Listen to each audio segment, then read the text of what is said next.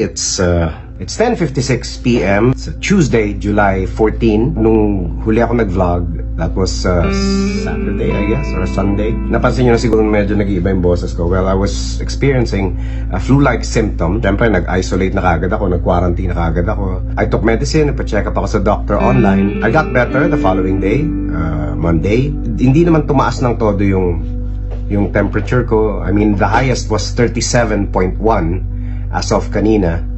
Pero merong flu-like symptoms talaga, and a few hours ago merong parang weird na sensation dito sa may nasal area ko. Isa sa mga symptoms daw ng COVID is yung loss of smell at saka ng taste. I was afraid that it could be something like that. Kaya tinry ko, and apparently ang weird because wala akong maamoy ngayon. Kumuha ko ng mga strong na perfume na normally ginagamit ko, alcohol, eucalyptus, food. Medyo weird.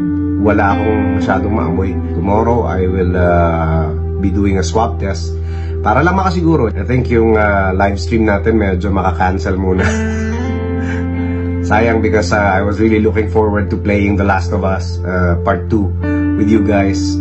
Medyo hold muna natin yun. And yung Mondays na vlog, I will see what I can do. Hindi ko pa ma-assure na magkakaroon ako ng regular na content for the next couple of weeks siguro. I don't know. Tignan ko. So yeah, I think the most responsible thing to do right now is to find out kung ako positive or negative sa COVID. Parang hirap din ng sobrang positive sa buhay, no? Baka mamaya. Relax lang kayo, BSS. We don't know until we really find out. So, just sit tight. And your prayers are really appreciated. I mean, I was supposed to do a setup here dito sa Bitoy Studio. Naka-ready ako to shoot for a commercial. It's a very famous dishwashing liquid. Pinakasikat yan at pinakamagaling dito sa Pilipinas. Hindi ko sasabihin ko anong pangalan ng produkto dahil hindi pa lumalabas. Pero katunog siya ng boy.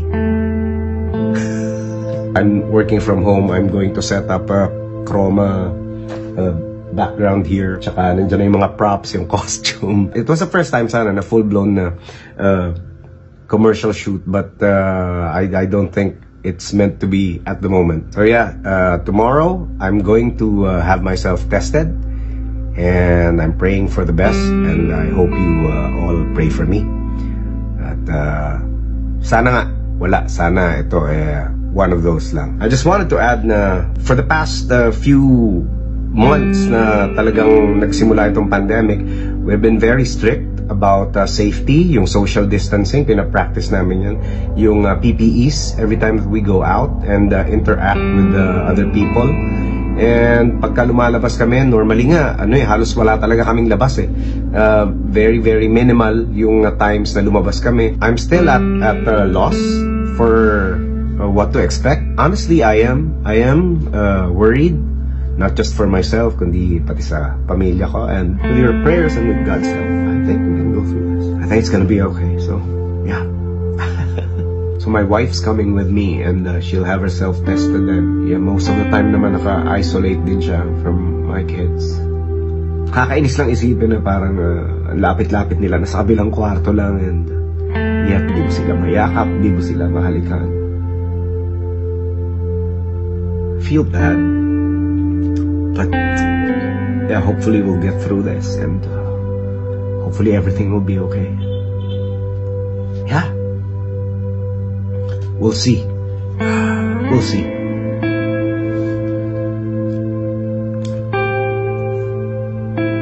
I'd appreciate your prayers, BSS.